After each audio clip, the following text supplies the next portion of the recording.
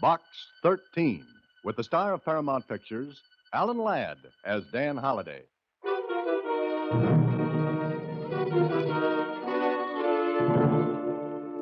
Box 13, care of Star Times. I'm a betting agent in my state where betting agents are legal. I'm one of the many who are being taken for plenty. I think there's something haywire, but none of us have been able to figure it out. Now, since you'd be a stranger here, we figure you'd have a better than even chance of nosing around.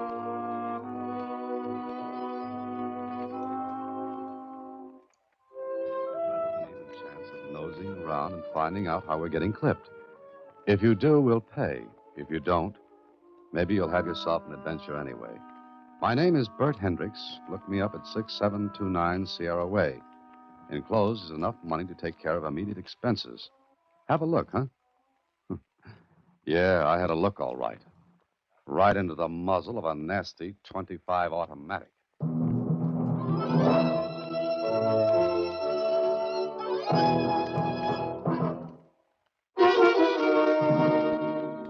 Now back to Box 13 and Dan Holliday's newest adventure, Much Too Lucky. Are you going to be gone long, Mr. Holliday? Well, I don't know, Susie. That all depends. On what? On what happens. Oh, what could happen? Where I'm concerned, anything. Oh, yeah. Sometimes I get worried about you, Mr. Holliday. Sometimes? Most times. It's just like a nomination. Oh? What am I running for? Huh? Nothing. I just had a premonition. What's that? What you didn't have. I don't get it. Well, you work on it until I get back, Susie. I'm off to the races.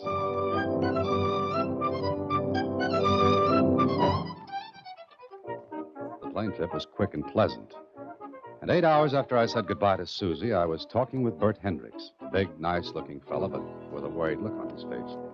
After we had introduced ourselves, Hendricks let me know what was putting the wrinkles between his eyes. Oh, it's got us roped and tied like a Christmas package, Dan. How much are you losing? Plenty. Runs into 4 or 5 figures every week. Maybe somebody's being lucky. To be that lucky, a guy'd have to be born with a silver horseshoe in his mouth. Look, yesterday I paid off on a long shot at 40 to 1. The clip ran to the tune of 20,000. And that, as they say in books, is sugar with a capital S. It'd buy a lot of coffee. Anyway, we figure we're getting it the wrong way. Clip, bamboozled. Well, why don't you go to the police? With what? Troubles? That's not the answer. Have you tried to find out? Are you kidding? We ran ourselves into a lather trying to catch the angle.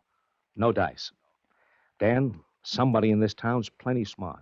Smart enough to know our boys. And that brings me in. That's right. You're a stranger. They won't take a second look at you. I caught your ad in the Star Times and played the bet. Well, here you are. With nothing to do. How much do you want? Well, believe it or not, Bert, I do this for nothing. Yeah, I heard you say that before, but I don't get your dodge. My what? Your gimmage, dodge, racket, angle. Oh. Well, I figure if the plot's good enough, I can use it in the story. Okay, but no dough? I'll tell you what, Bert. If I figure this, will you turn over what you'd give me to any charity I name? Here's a blank check.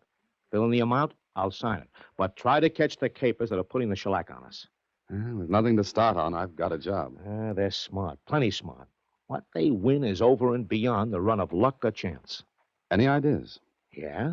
One. Oh, what's that? They got a guy with a crystal ball. That the best you can do? Come out in the wire room with me. See if we can catch anything. Well, up front? This way. And we're getting ready now for the third race of the day. We've got a radio back here, broadcasting direct from the track. Comes over a local station. Oh, and where are the bets placed? Right here, or by phone. I see. And you take bets up until the time the horses are at the post. That's right. But once the race starts, no more bets. Listen to the race. Now he's in place. We're ready. And they're off. Hiya, Bert. Hi, Billy. How's it going? Somebody called up and got a century on party line. Oh, the 20 to 1 shot? That's right. Oh, Billy, this is a friend of mine, Dan Holliday. Hiya. Hello, Billy. If party line wins, Bert, it's the 4th long shot this week that's paid off. Yeah, I know. And each one was bet on. Is that it? But heavy. I still say there's one of them guys that's doing it by telepathy. Listen. At the half that's mine, owned by half a length over Cantilever. Rocket is third and falling back with Old Joe as party line still swings wide and moves up on the outside. Coming into the turn now with mine owned by a head over cantilever and moving up fast on the outside is Party Line in third. There he comes. Who made that bet on Party Line? Mike took the call. Okay.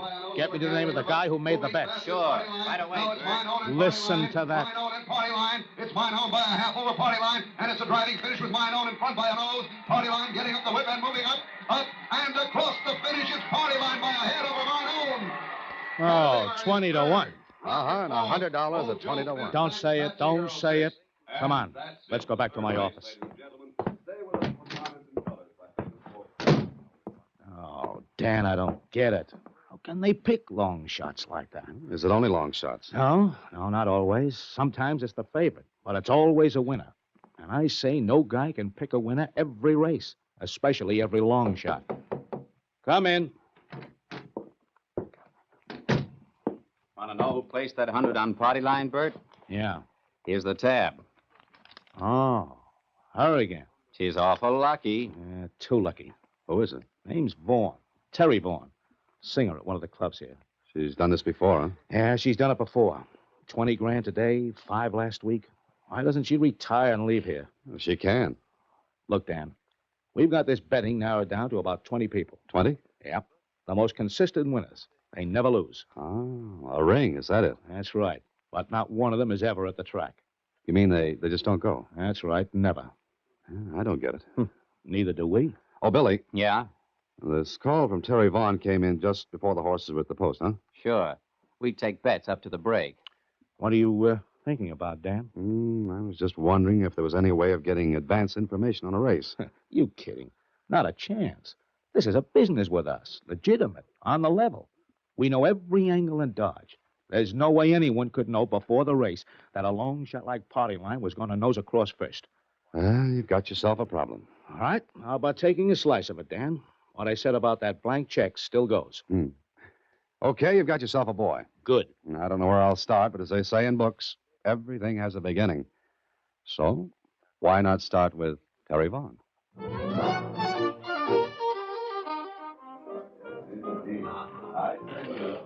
Waiter. Oh, waiter. Oh, yes, sir? I wonder if you'd deliver this note for me. Certainly, sir. Where to? Miss Terry Vaughn. I'll see about it, sir. Will this make you see any better? Oh, yes, sir. Thank you, sir. Oh, and tell Miss Vaughn I'm a journalist. Newspaper man? Yes, I guess that's it. You see, I'd like an interview. Well, I'll see what I can do, sir. I'll do my very best. I waited. I didn't know what Miss Terry Vaughn could tell me or wouldn't tell, but it was a chance. She didn't know me, so she wouldn't be suspicious. It was 10 minutes later that the waiter came back to my table. Miss Vaughn will see you, Mr. Holliday. Oh, how did you know my name? It was on the card you sent with the note. Simple, isn't it, Dr. Watson? I beg your pardon? Oh, never mind. Now, where's Miss Vaughn? Oh, she'll be here in a moment. Oh, okay, I'll wait. Yes, sir. Glad to have been of service. I waited, and I'll admit the wait was worthwhile. Miss Terry Vaughn glided across the floor to my table, smiled $5,000 worth of teeth, tossed $1 million in red hair over her shoulder, and put $10 million of the rest of her in the chair across from me. You're Mr. Holliday. You're Miss Vaughn. Mm-hmm. Your note said you wanted to interview me. That's right. Well, I'm flattered. I imagine that's a fairly common situation with you. What paper are you with, Mr. Holliday? I have a connection with the Star Times. Oh, you're a big city boy. I didn't know it showed. Why do you want to interview me? Oh, lots of reasons, Miss Vaughn. Name one. Well, I heard you were very lucky today. Lucky? How? Or do you win 20,000 every day? What does this have to do with an interview? Well, it's human interest stuff, Miss Vaughn. Very human and very interesting. I see. But why pick on my lucky streak? Because it was so lucky. Oh, I've always been lucky. I can understand that. Oh, how did you happen to pick Party Line today? I like long shots. Always? When I feel lucky. Do you ever lose? Sometimes. Why? Oh, I'm just asking. Mr. Holliday, this is a peculiar interview. Oh, I don't think so. Just pleasant. What paper did you say you were with? The Star Times. And what are you doing here? Vacation. When is it over? Couple of weeks. I see. Well, Mr. Holliday, as far as I'm concerned, it's over now. Have a nice time. Oh, wait, I'm sorry. Please stay here. Why? I feel that I owe you an apology For what? for being so curious. All right. We'll forget it. Let's do. Let's forget all about $20,000, long shots, and lucky streaks. And what shall we substitute? Terry Vaughn. Do you mind? I don't mind if I do, Mr. Holliday. Well, it was a pleasant way to spend an evening.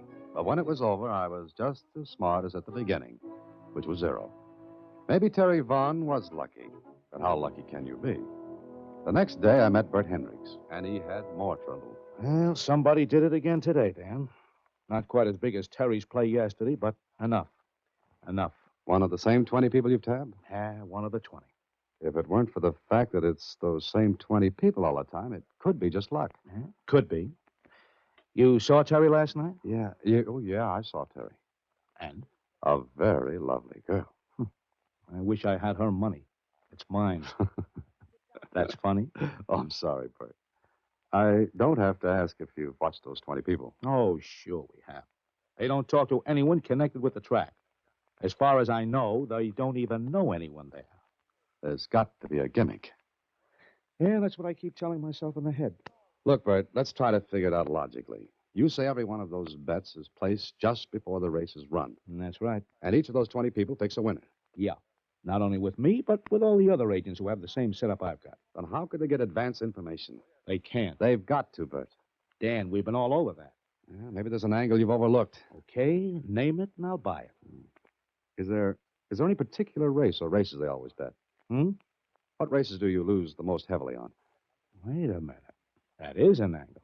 You think of something? Maybe. Wait a second. I'm going to check. I think I'm right, but I'll make sure. Hello? Hello, Billy. This is Bert. Yeah? What race is being run now? Time for the 6th. Do you have any big bets? No. Were there any of the 20 on this one? No. Which ones did they hit? 3rd, 4th, 5th. That's all? Yeah, why? Nothing. See you later. Well? 3rd, 4th, and 5th. That's what I thought. Never the 1st, 2nd, or the 6th, 7th, or 8th. Always the 3rd, 4th, or 5th. That's right. But where's the gimmick? I don't know. But hand me the phone. Oh, here. Thanks. Now, what's the phone number of the club where Terry Vaughn works? No, I don't know. It's in the directory. But, all right, what's that got to do with this? Bert, I don't know yet. But I'm going to ask the lovely Terry Vaughn if she'll go out with me tomorrow afternoon. Afternoon? What are you getting at? Your money. I hope. Hand me the directory.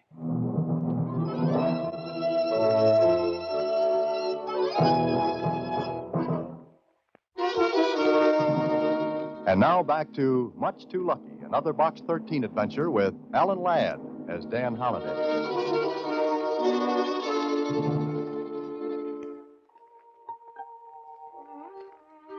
Well, I had an idea. Not a big one, and not one that made sense yet. But I was going to play it. So the next afternoon, I met Miss Terry Vaughn for lunch.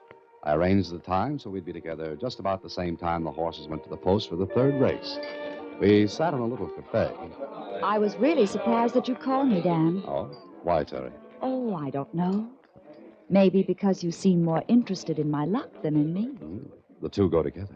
I suppose so. Do you ever play the races? No, I never have. But there's always a first time. That's what they all say. Why do you ask? Got something good, as they say in the vernacular? Oh, I never get tips. Ah, but you win. Occasionally. What's your secret? What makes you think it's a secret? That was just a figure of speech. But let's talk about something else. Oh, what time is it? Oh, 2:20. Why? Thinking of leaving me so soon? No, but I have something to do around 3. Oh, important? To me, yes. I see. Well, shall we take a walk? Yes, I'd like to. Okay, that's it.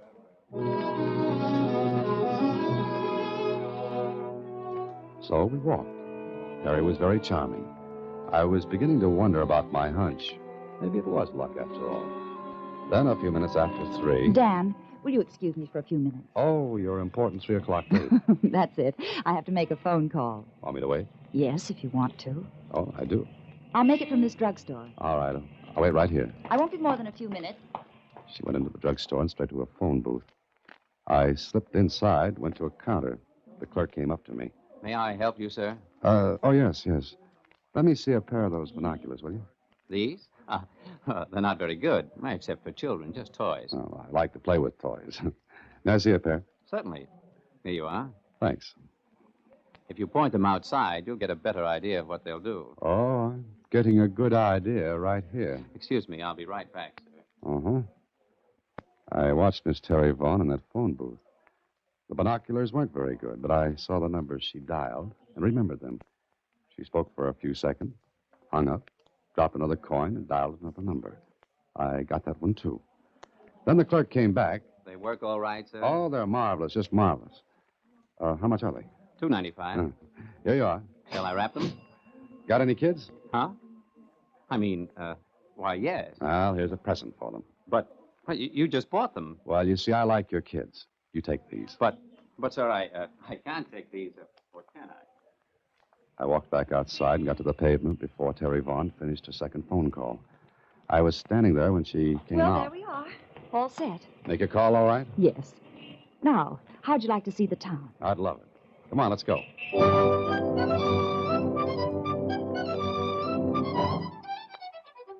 We spent a pleasant afternoon, but my mind wasn't on my work. I was trying to keep those phone numbers straight in my head. Then Terry had to go to the club for rehearsal. As soon as she left me, I headed for a phone booth and dialed the first number she'd called. Hello? Hello, Bill? Bill? What number do you want? Is Bill there? There's no Bill here. I'm sorry. You're sure there's no Bill there? You got a wrong number, bud. Wrong number, huh? Maybe not. I dialed the second number she'd called. Hello? Hello, who's this? Hendricks. Who's that? Hendricks. This is Holiday. What's up? Listen, did Terry Vaughn place a bet this afternoon? Yeah, on the 4th. Did she win? She had 50 on the winner's nose. Look, she was with me when she made the bet. You heard her make it? No, she was in a phone booth. Was that the only bet she made? That was enough. How many winners did you have in that race? 6 of the other 20 people had the winner. How about the other races? 3rd, 4th, and 5th. All winners among the 20 people. Uh-huh. You got the gimmick? Maybe. But I've got to prove it. Listen, just sit tight, Bert. Don't open your mouth. Don't let out a peep. And above all, don't try to see me. But, Dan, if you know anything, please. I don't know whether I know anything or not. But I'll find out tomorrow at the track. Later that evening, I made a purchase. A very important one. Then I called Terry Vaughn and asked her to go to the track with me the next day. It took a little persuasion, but she finally said yes. So the next afternoon, with my purchase in the pocket of my topcoat, Miss Vaughn and I went to the track. And up in the stands... Do you know, Dan, this is the first time I've been here this season. Oh, I thought you liked racing. Oh, I do, but, well, being at the track makes me nervous. Nervous? Why? Oh, no reason at all. Ah. Which horse do you like in this race? Oh, I'm not going to bet. Oh, now, with your luck? I don't want to force it. I see. Well, I don't blame you. Why don't you go ahead and bet? All right, you pick a horse for me. Think my luck will rub off on you? Could be. Go ahead. Pick one. Well, let's see. How does this one sound? Bright Angel. Bright Angel it is, in the 3rd. It's almost post time. Uh-huh. Well, these are good seats. Yes, they are. I reached in my pocket and took out the important purchase I had made the previous evening and started to unwrap it. What's that, Dan? Oh, I just bought this, a portable radio. I wonder if I can hear the race on it. Don't turn that on. But why not? Put down that radio, Mr. Holliday. Put it down. Why don't you want me to turn it on? You're just a little too smart, Mr. Holliday. This is a gun in my purse. You're getting out of here. Go on. I carry radios. You carry guns. You're well equipped. Go on. Lead the way. Huh? Okay.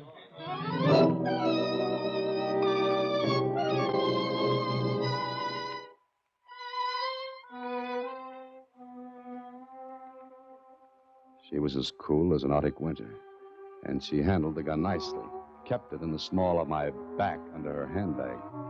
Somehow I knew she'd use it if she had to. We got to her car, and a half hour later, she marched me into a room where a man sat wearing a pair of headphones.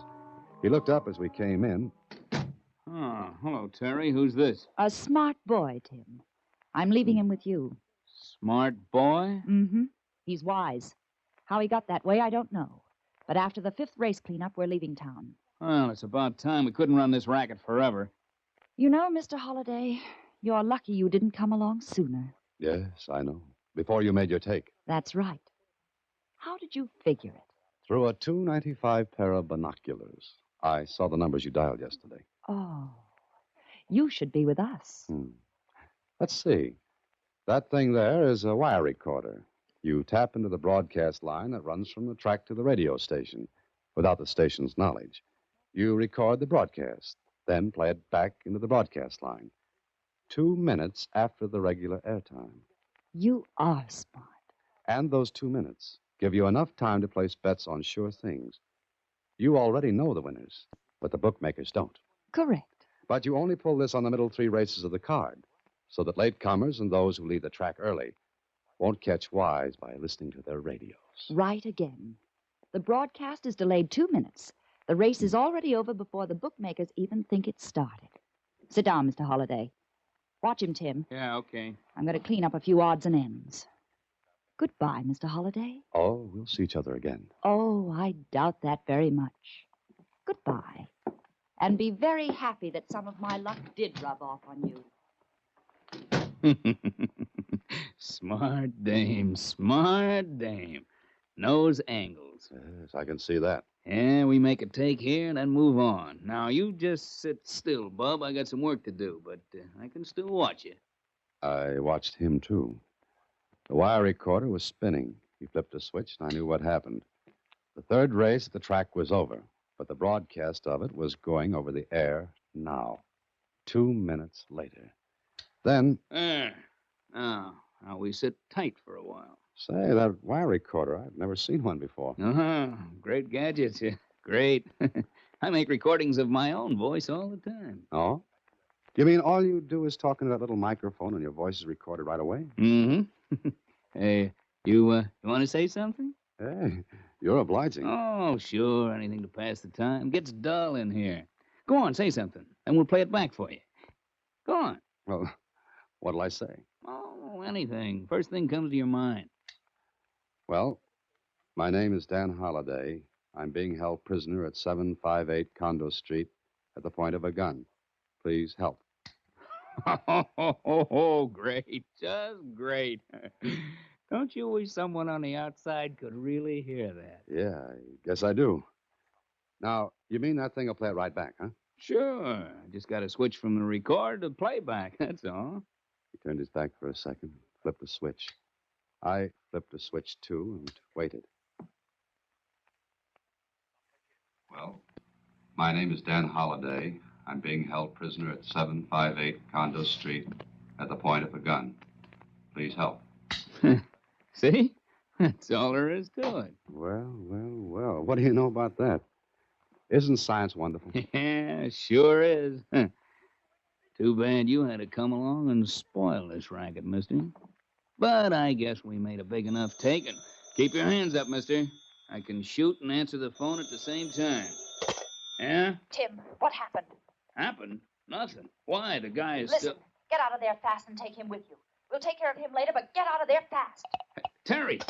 Terry! Something wrong? I don't know. Get up and move out. Go on. I did. But I did something else first. We walked out of the place, a gun in my ribs. I hoped what I'd done would work. We walked up the street a piece, and then... That's cops. All right. Duck in here. Go on. In this hallway. Now, just keep quiet and let them go past. Guess they won't find nobody there, will they? No, I guess not. Well, what now? Well, wait for a minute, and we go. All right. Now get in front of me and stay there. Go on. Drop that gun. What? Who? Better drop it. There are a lot of cops. Okay, don't shoot. Dan Halliday. You all right? Sure, Hendricks. Did you hear my broadcast? Yeah. Your voice cut in right in the middle of the regular broadcast. I don't get it. How'd they find us? How'd they trail us? Oh, look on your coattail, Tim. You didn't know it, but when we left that room, I hooked the end of the wire from the recorder on your coat. You see, Tim, you were wired for sound.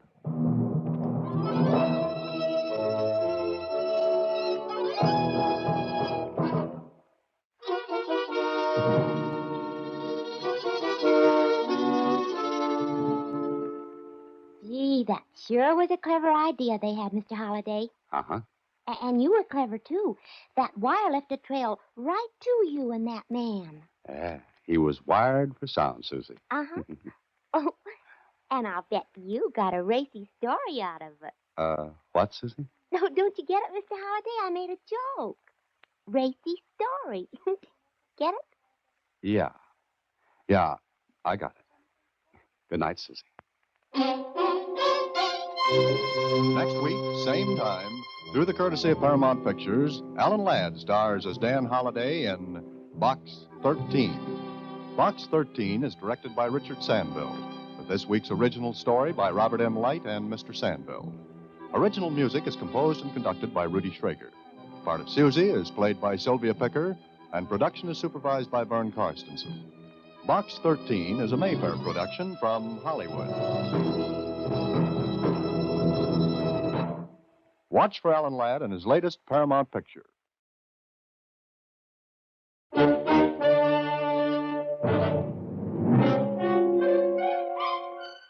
Box 13, with the star of Paramount Pictures, Alan Ladd as Dan Holliday.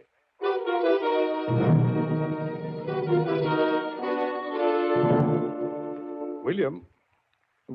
Yes, sir, Mr. Mallory? We're ready to leave at a moment's notice, aren't we? Yes, sir. Very well. Please put this in the mail for me.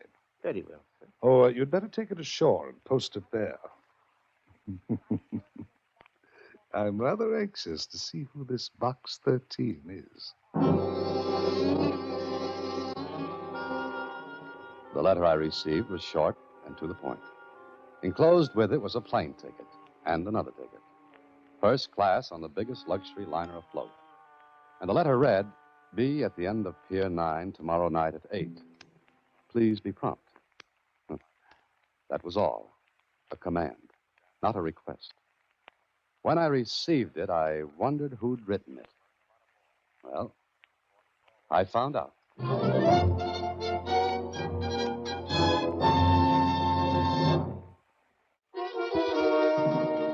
And now, back to Box 13 and Dan Holliday's newest adventure, One of These Four.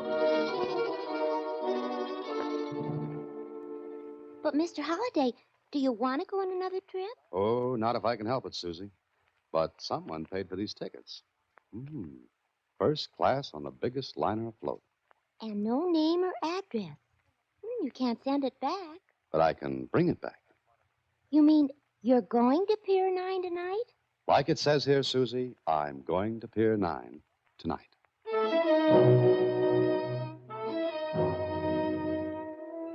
I got to Pier 9 promptly at 8 o'clock. There was no liner there. There was nothing but a cold fog that penetrated to my skin and made me shiver in the dim, hazy light from a half-hearted street lamp a block away. I looked at my watch. It was exactly 8. Are you Mr. Holliday? Yes, I'm Dan Holliday. Do you have the letter that was sent to you? Huh? Who are you? My name is William, sir. I'm a steward. Steward? On what ship? If you'll be so good as to show me the letter, Mr. Holliday, we can talk later, if you please. Okay. Here you are.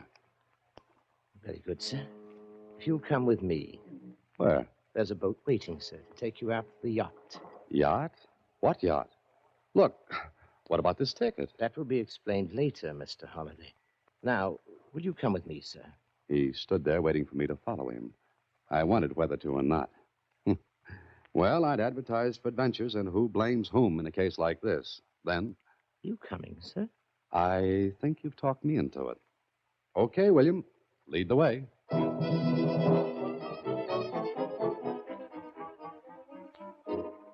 10 minutes later, I was aboard a yacht.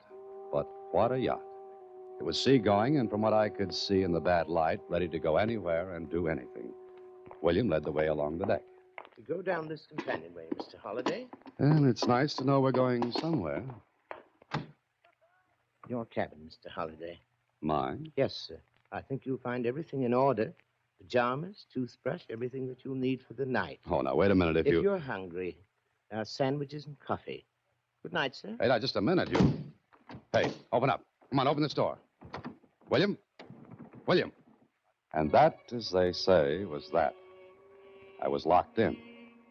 I thought of breaking in the door, but one good look put that idea out of my head. The door was iron. There was one porthole in the cabin. I couldn't have crawled through it if I'd been dehydrated.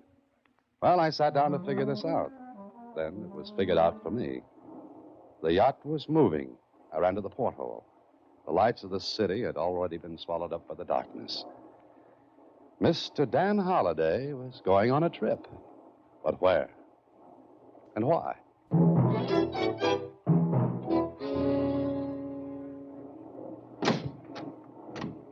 Mr. Holliday. Mr. Oh, surprise, funny man. I always hide behind doors that people lock on me. Now, talk. My arm, sir. It breaks easily. I'm glad to hear that. Now, come on, talk. This will do you no good, Mr. Holliday. We've been underway all night. Maybe you're right. Oh, thank you, sir. I hope you slept well. Oh, sure. Now, what's all this about? Breakfast is being served in the main dining salon, sir. I get great answers to my questions. You'll soon find out, sir. Now, if you please. Go ahead, I'll follow. As you wish, sir. Down this way, Mr. Holliday. I followed him down the passage, then into the dining salon. And there, seated around a table, were two men and a woman. They looked up as I entered, and one of the men spoke. Look here. Just what's the big idea? You talking to me? I certainly am. If I may have a word. Go ahead. All four of you are in the same position. You mean each of us was kidnapped? No, sir. Invited. Invited my foot. I was locked up in the cabin. So was I. And me, too. Well, well, well. And when do we learn why, William? As soon as Mr. Mallory wishes to tell you, sir. Now, breakfast is served. I shall lock the salon door. Well, I'll be... wonder what the gag is. Oh, if it is a gag. We may as well get acquainted. My name is Holliday, Dan Holliday. I'm Stanley Waring. How do you do? I'm Philip Clayton. Hello. My name's Lansing. Catherine Lansing. Well, so we know as much as we did before. We gotta get out of here. Obviously, this is some sort of insane joke. I wonder if it is, Waring. Well, what person in his right mind would kidnap four people like this? What do you say, Clayton? Well, I don't know. Well, take a look out the porthole. We're obviously far at sea. How well can you swim? Well, maybe we could get to one of the lifeboats. I don't think so. Oh, why not? Something tells me the rest of the crew are like William, the steward. I don't think we'd be able to get to a boat even if we got out of this salon. I guess you're right, Holliday.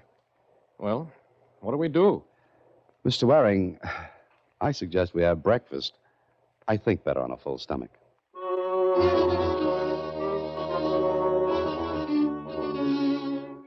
1 hour later, William came and unlocked the salon door and took us back to our cabins. I caught sight of some of the crew. They paid no attention to us, but went on with their work. Lunch was the same, locked in the salon, then back to the cabins. But at dinner time... Good evening, Mr. Holliday. Hello, William. I see the dinner jacket fits you, sir. Very thoughtful of someone to provide the correct size. Dinner is being served, sir. Thank you. And will we be honored by Mr. Mallory's presence this evening? I can't say, Mr. Holliday. Perhaps. Say, William, where are we? I'm not a navigator, sir. I have no idea. There's still an ocean under us, isn't there? When I last looked, it was there, sir. Well, lead on, William. Thank you, sir.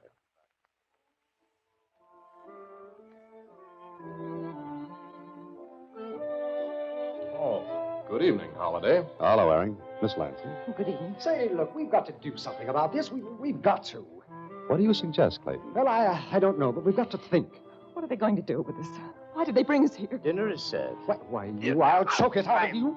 Let him go, Clayton. Come on, let him go. Let him go. Choke something out of Let him out. What good will that do you, Mr. Clayton?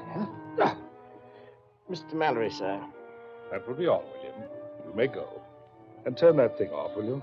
Very good, sir. You're an impetuous man, Mr. Clayton. So you're Mallory. Sit down, please. We'll have dinner. Just a minute. Before we have anything else, we'll have an explanation, Mallory. You're Holliday, aren't you? That's right. Fiction writer, aren't you? What's that got to do with this routine? Please, sit down. Miss Lansing, on my right, please. Mr. Waring, that chair. Mr. Clayton, on my left. Mr. Halliday, sit at the other end, facing me. Please, you want an explanation. I promise you'll get one. After dinner. Or would you rather wait another night and another day? I'll sit down. Thank you, Miss Lansing. All right. Yes, the explanation had better be good. Oh, it will be, Mr. Clayton. And, Mr. Halliday. Yes? I'll wager you've never written anything to match it. Well, we sat down. Mr. Mallory enjoyed his dinner. We didn't. I watched him. He was a big man. His huge head was covered with a shock of iron gray hair that matched the mustache under his sharp, thin nose. And he was charming and cultured. In spite of the fantastic situation, we found ourselves listening to him at the dinners we sat in the salon. The 18th dynasty was Egypt's greatest. Its pharaohs conquered and reconquered. Its art reached a beauty and subtlety never before or since reached. Ah, yes, great people. But maybe I'm boring you. Not at all, Mr. Mallory. You're very kind. And now, Mallory, the explanation. Of course, Mr. Waring. Well, Mallory?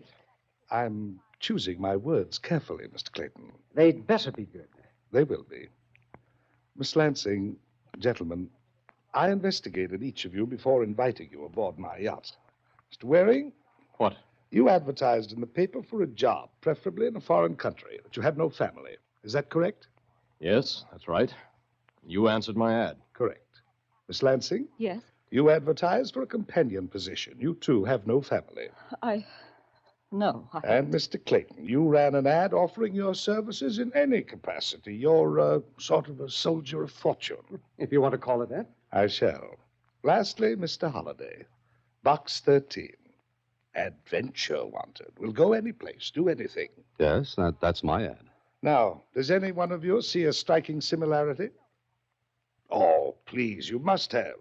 You mean the prolonged absence of any one of us would go unnoticed? Exactly. All right, you're clever, Mr. Mallory. We'll admit that. You've got us in a spot where you could do anything. Now, would you mind telling us why? Mr. Holliday, you're a fiction writer.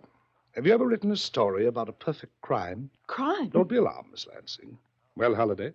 No, I've never written one. But there have been perfect crimes, murders in which the killer has never been caught. Yes, I suppose so. Yet suppose someone knows the killer in such a murder. Then it would no longer be perfect. What are you driving at? Just this. One of the four of you is a murderer. What? A murderer? I use the word murderer in the sense that it can be either masculine or feminine. You know that? I do. One of you here is a killer. 12 years ago, a man was killed. A friend of mine. The killer was never caught. I worked on it. I now have proof who that person is. Why didn't you go to the police? 10 years ago, I would have. But now I'm in a position to enjoy myself, to watch the murderers squirm and wriggle. You're insane. What's to prevent us From jumping on me? My crew is well paid, loyal. They've been with me for years. Money is an effective silencer. You're a beast. Perhaps. Look, Mallory. The killer knows you've learned who he is. Or she. I'm not. Perhaps not, Miss Lansing, but you were saying, Holliday? The killer knows you know his or her identity. What's to prevent him from killing you? My attorneys in the city have an envelope. In that envelope is the name of the person and all details. If I do not return within a certain time, that envelope will be opened. What's the time limit? Wouldn't you like to know, Mr. Waring? Oh, just a minute. I have a question, Holliday. Yes, I don't think you finished your explanation. I haven't. Here it is. In 3 days, we will dock at Havana. If by that time the killer's identity is not known to the other 3 of you, I will release all 4 of you. And the killer will go free? Yes. But if we do learn? I'm sure the killer will do all in his or her power to prevent that. How can we find that out? I will give clues. You will have to recognize them. I see. And if the killer realizes he's being trapped? Then he or she may kill to prevent that knowledge from getting out. And, Miss Lansing, gentlemen, I shall not lift a finger to prevent it. Do you think you can get away with this? Why, of course he can. You're very wrong, gentlemen. No one can prove you came aboard this yacht. No one knows. You'll stand by and see 3 people killed? The cleverest will survive. Now, here's your first clue. Are you ready? The Roman god, Janus. Janus? The Roman god? Yes. And now, Good night. And may the cleverest among you live to see Havana.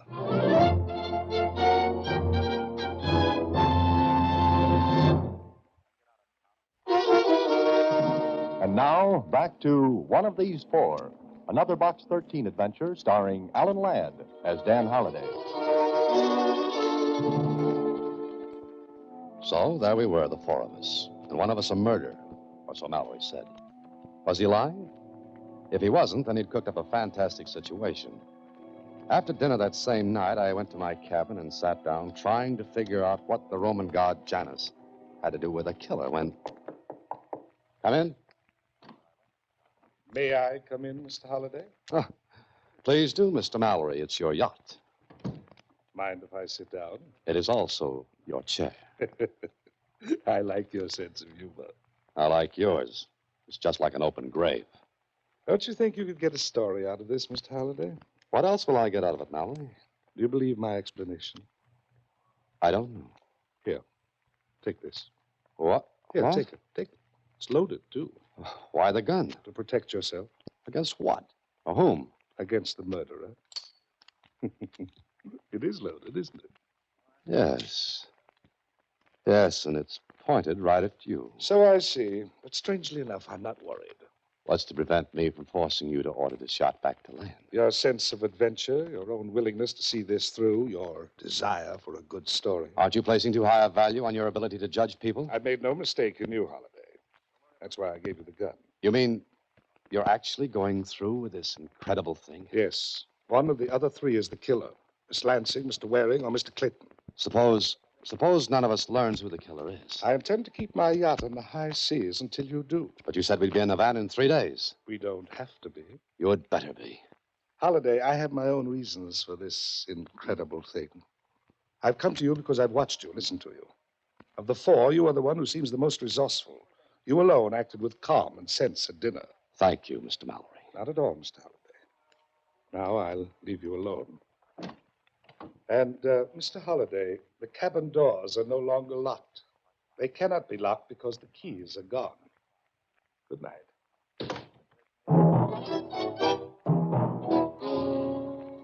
And that was that. Mallory's statement that the cabin doors were no longer locked meant that the killer, if there was one, could go and come freely. And whoever it was would be watching, waiting. Oh, Mallory was clever. He was safe because of that envelope with his attorneys. And the rest of us? Well, we'd have to do something to protect ourselves.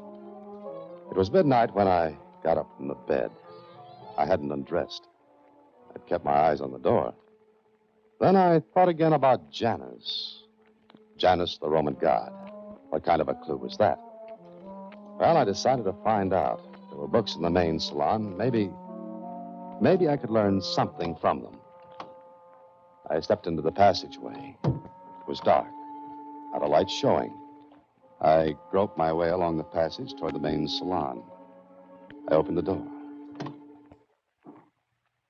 Who's that? Mr. Holliday, is that you? Yes, what are you doing in here? Oh, I was afraid. I was in my cabin. I was afraid. I had to get out. It was so small, I felt as though I'd smother. But why did you come in here? I don't know. Why didn't you turn on the lights? Well, I tried to. I couldn't find the switch. Did you see anyone else? No one. You'd better get back to your cabin. No, I can't. I won't go back there. Mr. Mallory said the door couldn't be locked. Oh. Mr. Holliday, I didn't kill anybody.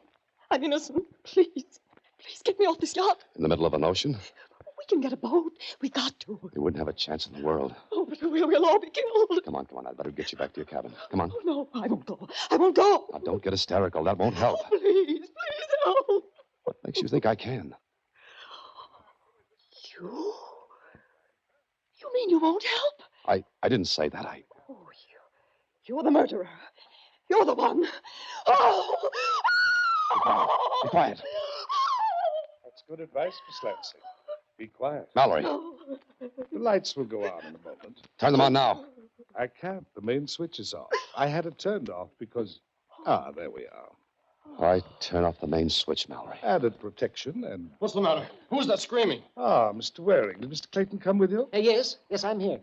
What happened? Well, it seems that Mr. Holliday and Miss Lansing... Holliday? What about it, Waring? What were you doing in here? Yes. What were you doing in here? Perhaps he couldn't sleep. Just a moment. I walked to the bookshelves, hunted for a moment while they all watched. It's still there, Mr. Holliday. What's still there? A book of mythology. Mythology? What are you talking about? Mr. Mallory gave the Roman god Janus as a clue. Now, Janus would appear in a book of mythology. Here it is. You're very clever, Mr. Holliday. Would you mind looking in the index for Janus? Janus? I can spell. Here you are. Page 86. Turn to it.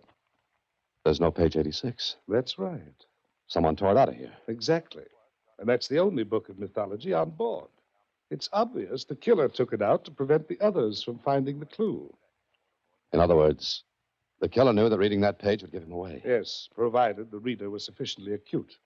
But the killer forgot one thing. Yes, forgot what? He or she is the biggest clue of all.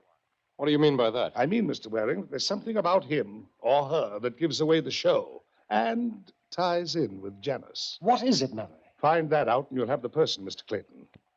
Look at one another and remember what I said. Good night. Which one of us took that page from the book? He did. Mallory did, deliberately. So he could go on with this preposterous game.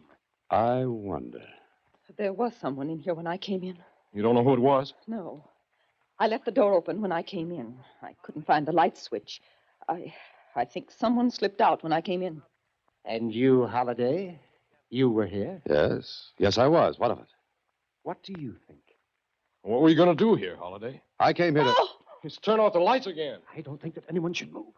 We'd better get back to our cabins.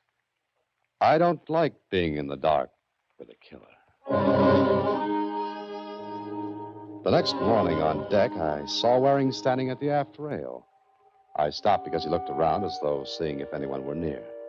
Then he raised his arm and threw something into the sea. I wondered what it might be. Then he turned quickly and came toward me. Oh, hello, Holliday. Hello, Waring. Nice day, isn't it? I hadn't noticed. Has anything happened? I don't know, has it? What's the matter with you? What did you throw overboard, Waring? Throw overboard? Me? Nothing. Look, Waring. We're all in this together. We've got to cooperate. One of us is a killer. I won't cooperate with anyone. Now, let me get past. All right. All right, go ahead. He left me standing there. I walked toward my cabin down the passageway and opened the door. Clayton. Well, Holliday. Well, I thought you were on deck. Well, I'm not. What are you doing in here? Well, I wanted to see you. You can't find me in that drawer. Well, it was open when I came in. It was not? All right, it wasn't. So what? That's my question. What were you looking for?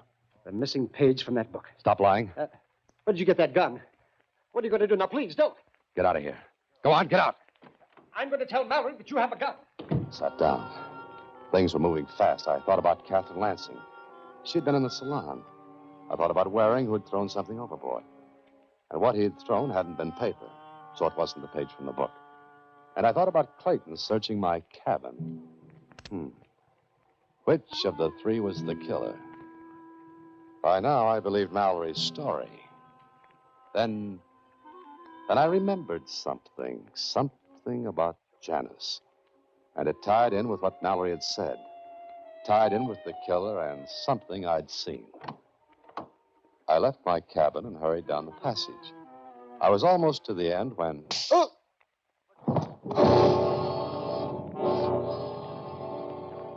Feeling better, sir? Who hit me? We don't know, Holliday. Well, whoever hit me took the gun you gave me, Mallory. You, Mallory? You gave him the gun? What was the idea? Well, where is it now? That's what I'd like to know. Obviously, Mr. Holliday, the killer has it. That's right. This is going to be an interesting lunch. You may serve, William. Very good, sir. Mallory, I know who has that gun. Of course you do, Mr. Holliday. Who is it? Miss Lansing, when were you born? What month? Month? Go ahead, Holiday. Go on. Well, Miss Lansing, Well, July. Why? is that right, Mallory? That's right. Clayton, What is this? answer the same question. December. He's telling the truth, Holiday. And Waring, when were you born? September? Is that right, Holiday? No, I don't think so. Waring, you were born in January, the month named after the Roman god Janus. Be careful, Holiday. What you threw overboard was a ring with a dark red stone. Your birthstone, a garnet. That's perfectly true, Holiday. Keep your hands on the table, all of you. And thank you for this gun, Mr. Holiday. You are not welcome. What do you intend to do, Waring? Kill all of us? I'm not that stupid. You killed my brother. Yes, but I'm not going to Havana or anyplace else on this yacht. Now stay where you are. I'll shoot the first person who gets up from that table. And I'll shoot to kill. Clayton, William. No. Sit still. Let him go. Let him go. Yes, the crew has instructions to let anyone go. They won't see him take the lifeboat. They'll let him go. But he'll get away. I don't think so. He'll be picked up. You see, Miss Lansing, we haven't been many miles from shore. Now, shall we go on with our lunch? Miss Lansing, Mr. Clayton, you've been put to a lot of trouble. I hope these checks will make you feel happier. I think they will. Mr. Holliday, you got a story, I hope. Oh, yes, I did. You see, Mr. Holliday, I had to do it this way. I had no proof that Waring was the murderer. I spent 10 years getting evidence, but no proof. I had a hope that he would break, put him under tension. But that envelope with your attorneys. Mr. Holliday, there was no envelope.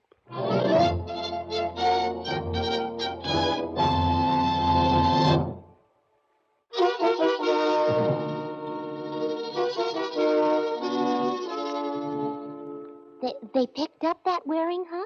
Yes. Mallory radioed the police. If he'd kept quiet, no one would have known. Yes, I know. But Mr. Mallory is a very clever man. So are you. Well, thank you, Susie. Oh, say, what about that ticket on the liner? Oh, I never thought about that. Hey, Susie, maybe I can still use it. Oh, here it is. Uh-oh, Mr. Holliday. Huh? What's the matter? Look, the date. The boat sailed yesterday. Oh, fine. Good night, Susie. Next week, same time, through the courtesy of Paramount Pictures, Alan Ladd stars as Dan Holliday in Box 13. Box 13 is directed by Richard Sandville, with this week's original story by Russell Hughes. Original music is composed and conducted by Rudy Schrager. The part of Susie is played by Sylvia Picker, and production is supervised by Vern Karstensen. Box 13 is a Mayfair production from Hollywood.